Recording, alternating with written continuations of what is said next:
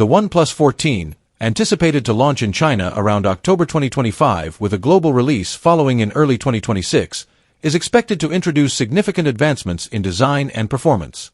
Departing from its predecessors, the device is rumored to feature a flat AMOLED display, offering a 2K resolution and a 120Hz refresh rate for enhanced visual clarity and smoother interactions.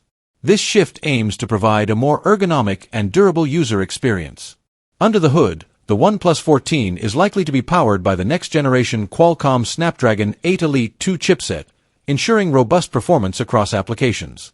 A notable upgrade is the inclusion of a substantial 7,000 mAh battery, promising extended usage and complemented by 100W SuperVOOC fast charging capabilities for minimal downtime.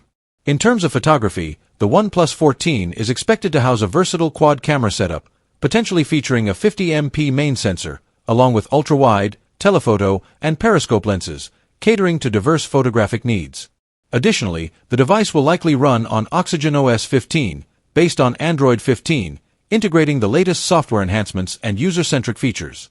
While these details stem from current leaks and rumors, official specifications and features will be confirmed closer to the release date.